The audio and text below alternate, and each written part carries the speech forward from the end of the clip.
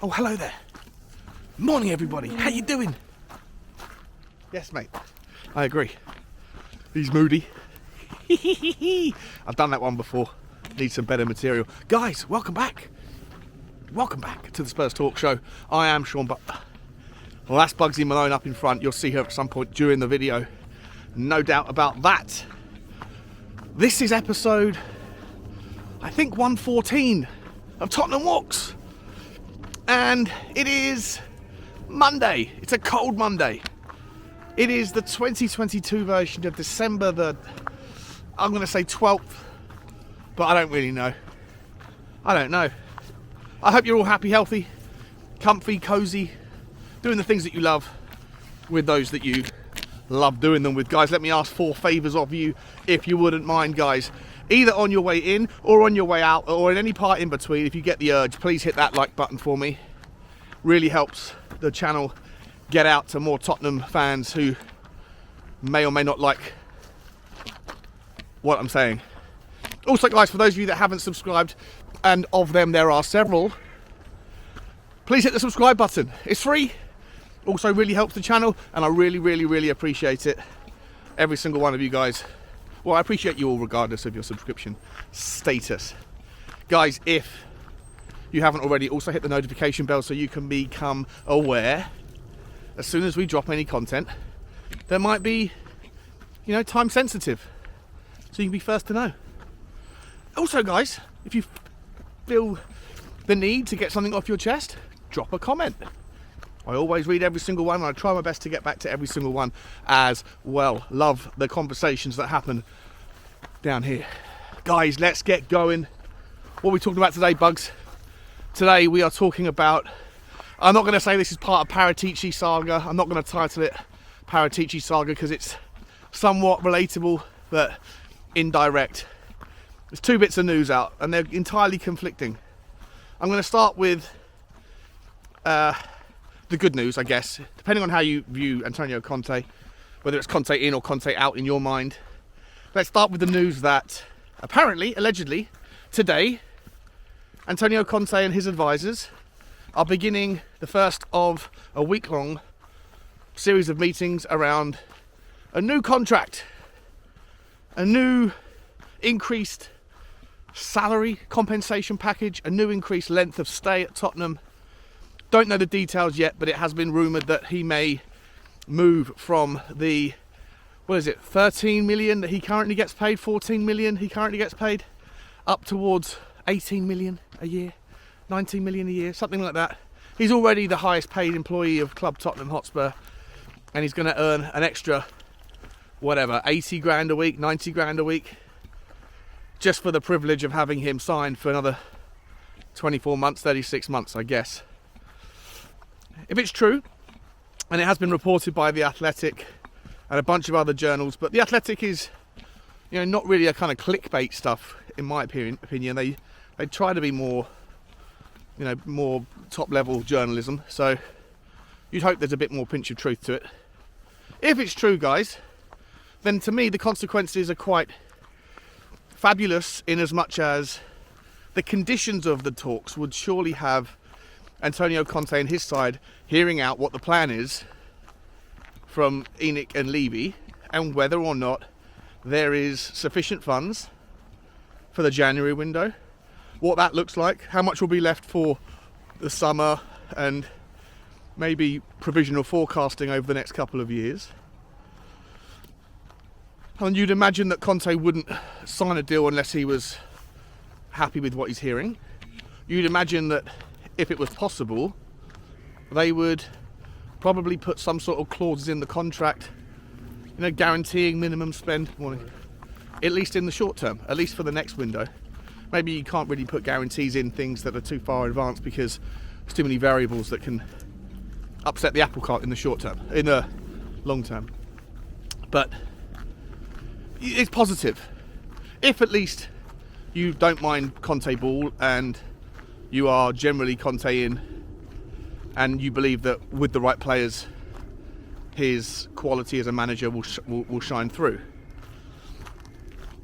Even if you're not Conte in, you would imagine that it should be good news in terms of at least thinking that there's a settlement around whether or not he'll be here, will he, won't he, at the end of the year, and that would increase the likelihood of certain players who are of, you'd imagine, the higher end of the quality spectrum, players who would be more likely to sign contracts with Tottenham with the promise of playing under Conte than the threat of him not being around in 6 months.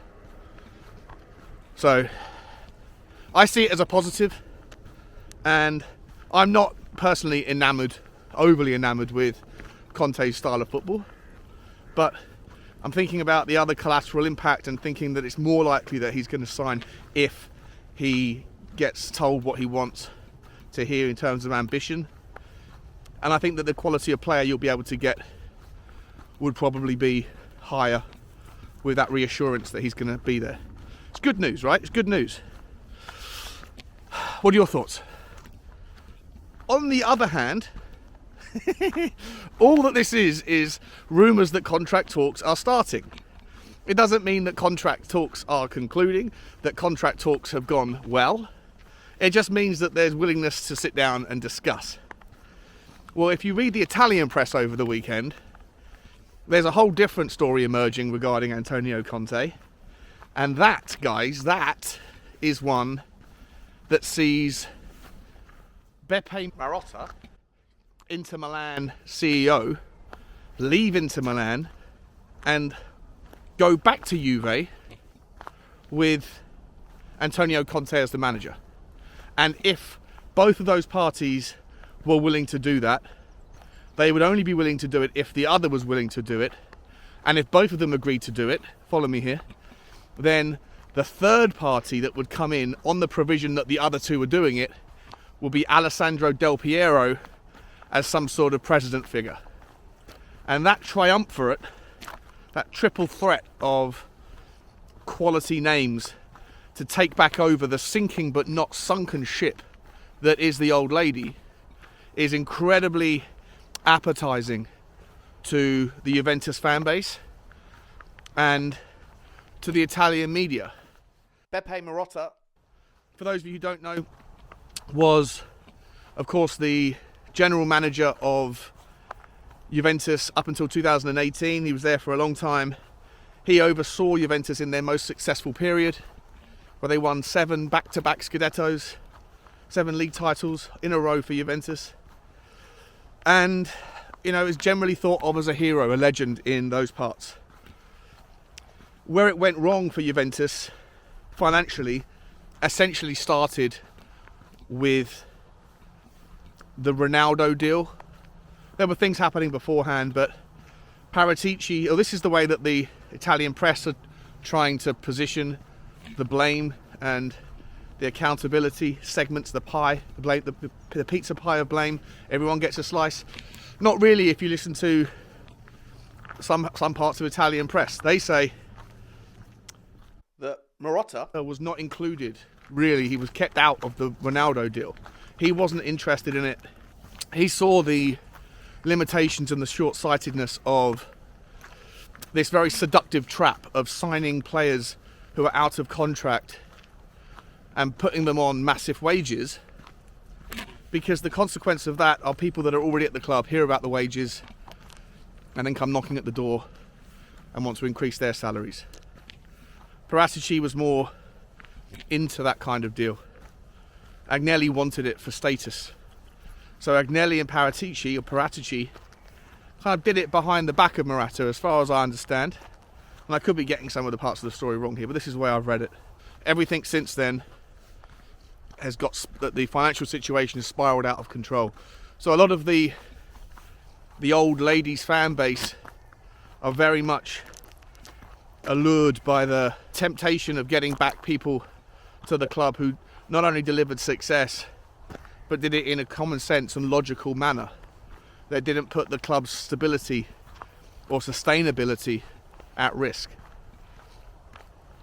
And so what I find incredibly interesting about waking up this morning is that, you know, I thought I was just going to be talking about what happened yesterday with the news coming out with regard Conte maybe wanting to leave and go back with Marotta and Del Piero and take back over Juventus and bring them back to their former glories. And what does that mean for Paratici?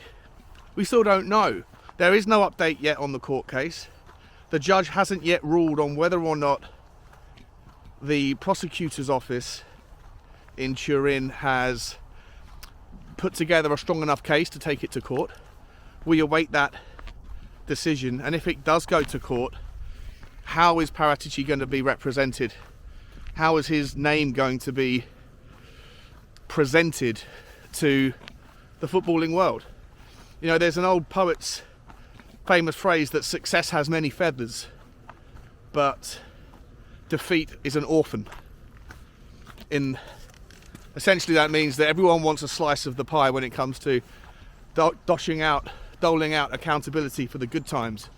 But when it comes to when things go wrong, no one wants to put their hand up. And the best scenario is if everyone's somewhat to blame, then no one takes accountability, or shamelessly, often people can point the finger in one place and he takes or she takes the fall.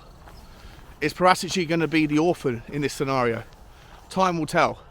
But is his reputation too tarnished, to continue? For Conte to want to continue to work with him? We don't know. What would you guys rather? Would you rather Conte stay, get backed, hope this whole thing goes away? Are you more inclined to believe the truth that maybe contract talks will be successful and that Daniel Levy and Enoch will say what they need to say, do what they need to do to convince Conte and Paratici, of course, that there is money to spend for the betterment of our cause? Or are you more inclined to feel as though the kind of weight that is hanging over the whole situation, that dark storm cloud that we don't know whether it's going to break or not with Paratici, is it going to end badly and end with Juventus actually taking Conte after all? Time will tell, guys. Let me know your thoughts. Like, share and subscribe. And as always, guys, bye bye.